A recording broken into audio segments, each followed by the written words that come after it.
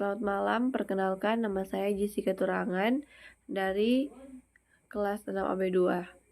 Di sini saya akan mempresentasikan tentang asesmen tugas akhir dari mata kuliah Teknik Penyusunan Laporan. Di sini saya akan mempresentasikan tentang tugas akhir yang saya ambil yang diberi judul pentingnya penguasaan Excel dalam mengelola data di Departemen Honda Customer Care Center HC3 pada PT Daya Dicipta Wisesa, yang disusun oleh saya sendiri, NIM 2051072. Yang selanjutnya ada daftar isi. Yang pertama ada bab 1 pendahuluan. Yang selanjutnya 1.1 latar belakang masalah, 1.2 identifikasi masalah, 1.3 rumusan masalah, 1.4 tujuan, 1.5 manfaat, bab 2 landasan teori, 2.1 kajian teoritis, 2.2 kajian empiritis, bab 3 metode penelitian, 3.1 lokasi dan waktu penelitian, 3.2 metode penelitian, bab 4 hasil dan pembahasan, 4.1 gambaran umum, 4.1.1 logo, 4.1.2 sejarah, 4.1.3 visi misi, 4.14 struktur organisasi, 4.2 pembahasan, dan yang terakhir bab 5 penutup, 5.1 kesimpulan, dan 5.2 saran. Kita masuk pada bab 1 pendahuluan. 1.1 latar belakang masalah. Microsoft Excel adalah sebuah program lembar kerja atau spreadsheet yang berguna untuk mengelola data. Yang pertama ada input data.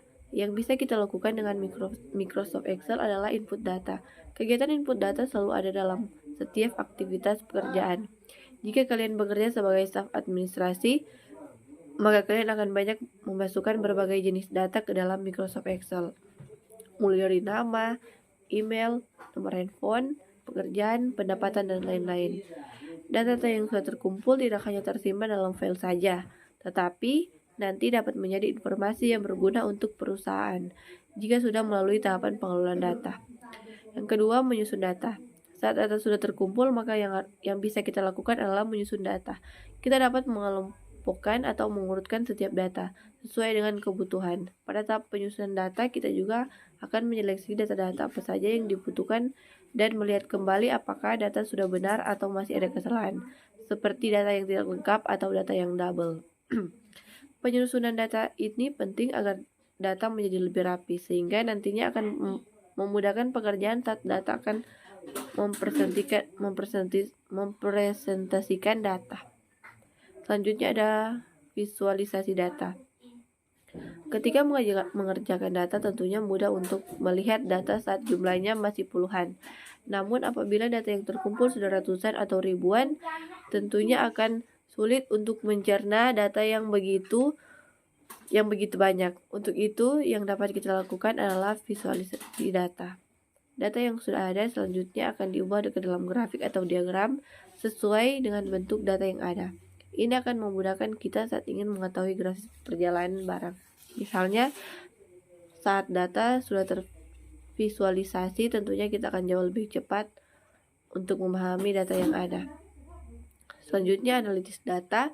Setelah melakukan proses data Excel yang cukup panjang, selanjutnya adalah tahapan analisis data. Pada saat menganalisis data, kita akan menarik sebuah informasi atau insight dari data yang sudah ada, yang dapat berguna bagi perusahaan. Setelah itu, baru nanti perusahaan dapat mengambil sebuah keputusan untuk ke depan. Contohnya, setelah mengetahui grafik penjualan produk yang menurun, maka perusahaan akan melihat aspek-aspek yang butuh ditingkatkan. Berdasarkan permasalahan di atas, bagian mengelola data memerlukan aplikasi Microsoft Excel untuk mengelola data-data yang masuk di bagian admin CRM atau Customer Relationship Management. Aplikasi ini berfungsi untuk mengelola data dan disimpan dalam database di Microsoft Excel. Aplikasi ini diharapkan bisa mempermudah dalam mengelola data di bagian HC3, lebih khususnya bagian admin Customer Relationship Management. Selanjutnya 1.2 identifikasi masalah. Berdasarkan latar belakang masalah tersebut, maka perumusan masalah yaitu bagaimana proses pengelolaan data-data dari 25 dealer di Sulawesi Utara, Gorontalo, dan Maluku Utara di PT Daya Dicipta Wisesa menggunakan Microsoft Excel. 1.3 Rumusan masalah. Berdasarkan dari perumusan masalah di atas, maka dapat dirumuskan batasan masalah dan pada laporan proyek akhir ini sebagai berikut. Berdasarkan latar belakang masalah tersebut, maka perumusan masalah itu bagaimana menangani pengelolaan data Customer Relationship Management di Microsoft Excel pada PT Daya Dicipta Wisesa. Yang selanjutnya 1.4 Tujuan dari laporan proyek akhir ini adalah menguasai Microsoft Excel dalam mengelola data-data CRM di PT Daya Dicipta Wisesa. 1.5 Manfaat. Yang pertama, bagi penulis, penelitian ini merupakan kesempatan yang baik untuk menerapkan teori di bidang komputer ke dalam dunia kerja untuk mengembangkan soft skill mengenai pengelolaan data dan penginputan data. Selanjutnya, bagi perusahaan, hasil penelitian ini dapat dijadikan masukan yang bermanfaat bagi perusahaan untuk mengetahui hal-hal mana yang belum sesuai dengan kebutuhan konsumen dan pelanggan, sehingga perusahaan akan mudah untuk melakukan pengembangan pelayanan yang sesuai dengan harapan konsumen. Yang ketiga, bagi pihak lain, hasil penelitian dapat dijadikan referensi bagi pembaca dan dapat memberikan informasi bagi penelitian yang lain yang berkaitan dengan bidang administrasi. Selanjutnya, kita masuk pada bab 2 landasan teori. 2.1 Kajian teoritis. Microsoft Excel adalah sebuah aplikasi yang digunakan untuk mengelola sebuah data dengan otomatis melalui berbagai bentuk seperti rumus, perhitungan dasar, pengelolaan data, pembuatan tabel, pembuatan grafik, hingga manajemen data. Maka tak heran jika Excel seringkali digunakan untuk keperluan administrasi perusahaan. Aplikasi Microsoft Excel ini berupa lembaran kerja atau spreadsheet yang mempunyai fitur-fitur kalkulasi yang baik dalam membantu kita semua untuk kebutuhan pekerjaan kantor. Bahkan, Excel merupakan aplikasi yang populer yang banyak digunakan untuk kebutuhan olahan data atau manajemen data. Berdasarkan sejarahnya, Excel bermula dari sebuah program berupa spreadsheet yang dibuat di tahun 1982 dengan sebutan Multiplan. Program ini awalnya sangat populer untuk sistem operasi CPM, namun tidak untuk MS-DOS karena sudah terdapat saingannya seperti Lotus 1, 2, 3, sehingga pihak Microsoft sendiri mula mengembangkan aplikasi terbaru dari spreadsheet yakni Excel. Salah satu rumus Excel yang sering digunakan dalam mengelola data di PT Daya Dicipta Wisesa adalah lookup. Lookup merupakan kebalikan dari hold up dengan mengambil rumus secara vertikal. Yang selanjutnya ada 2.2 Kajian empiris. Kita masuk pada bab yang ketiga, metode penelitian. 3.1 Lokasi dan waktu penelitian. PT Daya Dicipta Wisesa merupakan tempat penelitian berlokasi di Jalan Raya Manado Bitung, nomor KM 10 RW 10 Watutumau, Kecamatan Kalawat, Kabupaten Minahasa Utara, Sulawesi Utara. Penelitian ini dilakukan dalam jangka waktu selama 3 bulan, yakni Januari 2023 sampai April 2023. Penulis memilih lokasi tersebut karena sangat strategis dilakukannya penelitian. Selanjutnya 3.2 Metode penelitian dan analisis data. Penelitian ini menggunakan pendekatan deskriptif. Metode deskriptif adalah sebuah metode dalam meneliti status kelompok manusia, suatu objek, suatu set kondisi, suatu sistem, suatu pemikiran, ataupun suatu kelas peristiwa pada masa sekarang. Yang selanjutnya bab 4 Hasil dan pembahasan. Yang pertama ada 4.1 Gambaran umum. PT Daya Dicipta Wisesa adalah salah satu perusahaan bergerak di bidang industri otomotif sebagai main dealer sepeda motor Honda dan suku asli cadang sepeda motor Honda. Yang selanjutnya ada 4.1.1 Logo. Selanjutnya 4.1.2 Sejarah Perusahaan PT Daya Cipta Wisesa. PT Daya Cipta Wisesa tumbuh dari sebuah entitas bisnis kecil yang didirikan di Bandung oleh Bapak Rapel Adi Rahmat pada tahun 1970. Entitas yang diberi nama PD Matras itu menjalankan bisnis penjualan sepeda motor Honda di wilayah Jawa Barat. Berkat kerja keras dan upaya untuk terus-menerus menjaga reputasinya, pada tahun 1972, PT Federal Motor, produsen sepeda motor Honda di Indonesia, sekarang PT Astra Honda Motor, memberikan kepercayaan kepada PD Matras untuk menjadi main dealer sepeda motor dan suku cadang resmi Honda di wilayah Jawa Barat. Pada tahun yang sama, PD Matras berubah nama menjadi PD Daya. Dari tahun ke tahun, bisnis main dealership itu terus berkembang, sehingga pada tahun 1984,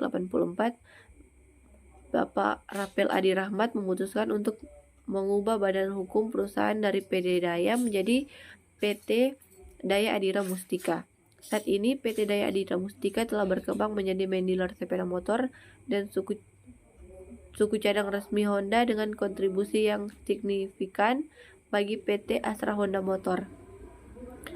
Pada tahun 2008, kepercayaan yang lebih besar dari prinsipal diberikan kepada PT Daya Adira Mustika berupa kesempatan untuk menjadi main dealer sepeda motor dan suku cadang Honda untuk wilayah Sulawesi Utara, Maluku Utara, dan Gorontalo. Untuk menyambut kepercayaan tersebut, didirikan entitas baru yang dinamakan PT Daya Adira Wisesa. Pertumbuhan penjualan sepeda motor dan suku cadang Honda di wilayah pemasaran PT Daya Adira Wisesa tumbuh dengan pesat. Berbagai strategi dan program dilakukan untuk meningkatkan dominasi merek Honda di wilayah tersebut. Sejalan dengan hal tersebut, PT Daya Adira Wisesa juga berupaya untuk meningkatkan standar layanan, sistem pengelolaan jaringan, serta kualitas sumber daya manusia di seluruh jaringan penjualan dan purna jual sepeda motor Honda. Pada 2011, perseroan menggunakan nama baru yaitu PT Daya Cipta Wisesa yang sebelumnya bernama PT Daya Adira Wisesa. Perubahan dari kata Adira menjadi Adi Cipta. Perubahan ini secara hukum telah buatkan secara notaril berdasarkan akta pernyataan keputusan rapat nomor 10 tanggal 18 Agustus 2011 dan telah dilaporkan kepada Menteri Hukum dan Hak Asasi Manusia dengan dibuktikan dengan keluarnya surat keputusan Menteri Hukum dan Hak Asasi Manusia Republik Indonesia. Selanjutnya 4.1.3 Visi dan misi perusahaan. Visi perusahaan menjadi perusahaan yang handal dan terpercaya dalam memenuhi kebutuhan dan harapan konsumen untuk memiliki sepeda motor Honda dan layanan purna jual. Misi perusahaan yang pertama, memberikan layanan yang terbaik sehingga dapat memberikan pengalaman yang berkesan bagi pelanggan. Yang kedua, membangun tim serta jaringan yang kompeten dan bersemangat. Yang ketiga, membangun budaya improvement. Yang keempat, memperkuat teknologi informasi untuk menopang operasional yang handal. Yang kelima, membangun kepercayaan antar stakeholder. Selanjutnya 4.1.4 Struktur organisasi perusahaan. Struktur organisasi perusahaan PT Adi Cipta Wisesa dapat dilihat dari gambar ini. Yang pertama ada Direktur Bapak Anwar Yosef. Yang selanjutnya ada Kadif Marketing Bapak Jimmy Febrianto. Selanjutnya ada Kepala Departemen Abimanto Alexander. Selanjutnya Network Operational Standard Trisna Mardiana. Selanjutnya Customer Relationship Management Diki Malvino. Selanjutnya Customer Satisfaction Level Carol Rarun. Selanjutnya People Development Muhammad Sikra. Yang selanjutnya Contact Center Agatha. Selanjutnya Vlogger Enrico. Dan yang terakhir verifikator dan tim survei ada Maria, Melissa, Philip, Pris, dan Brigita. Selanjutnya 4.2 pembahasan. Selama penulis melakukan kegiatan penelitian, penulis menemui salah satu masalah dalam pelaksanaan pekerjaan. Yang pertama, ada mengelola data CRM. Berdasarkan hambatan yang dialami penulis, maka untuk mengatasi hal tersebut, penulis bertanya dan meminta petunjuk tentang cara pengisi data dalam Microsoft Excel dari pembimbing atau karyawan yang ada di bagian admin CRM. Selanjutnya, mengisi rekapan tabulasi. Penanggulangan hambatan penulis dalam mengisi rekapan data tabulasi yaitu dengan mengikuti data yang sebelumnya atau mengikuti data pembelian dan data deal pembelian. Selanjutnya, menelpon konsumen. Cara penulis menanggulangi hambatan dengan meminta bantuan kepada karyawan, dalam hal ini verifikator, agar diajarkan cara untuk menelpon dengan konsumen dan diulangi-ulangi agar saat menelpon kepada konsumen tidak dengan nada yang gugup, karena jika menggunakan nada yang gugup, konsumen tidak akan lagi mengangkat telepon karena dalam menelpon konsumen tidak menggunakan nomor resmi Honda. Selanjutnya ada bab 5 penutup. 5.1 kesimpulan. Selama penulis melakukan penelitian di PT Daya Adi Cipta Wisesa, akhirnya penulis boleh menyelesaikan dengan baik dan sesuai dengan waktu yang sudah ditentukan. Penulis dapat menyimpulkan bahwa pelaksanaan kegiatan merupakan aktivitas yang sangat bermanfaat dan dapat menjadi sarana pembelajaran bagi mahasiswa untuk mengetahui dunia kerja yang sesungguhnya, serta menerapkan segala kajian teori yang diberikan selama perkuliahan. Maka dengan demikian penulis menarik kesimpulan, yaitu yang pertama, penulis mengetahui alur proses kerja PT Daya Adi Cipta Wisesa. Yang kedua, mengetahui pengelolaan data-data 25 dealer yang ada di Sulawesi Utara. Yang ketiga, tugas dan tanggung jawab yang dipercayakan merupakan tugas dan tanggung jawab yang hampir setara dengan pegawai atau staf lain. Yang keempat, para karyawan yang sangat baik. Yang kelima, mendapat kesempatan bagi penulis untuk berkomunikasi di telepon dengan konsumen pembeli motor Honda. Yang keenam, mampu bekerja dengan disiplin, aktif dan inovatif dalam menyelesaikan tugas dan tanggung jawabnya yang diberikan perusahaan. Yang ketujuh, mampu bekerja sama dalam satu tim dengan bidang tugas dan tanggung jawab masing-masing.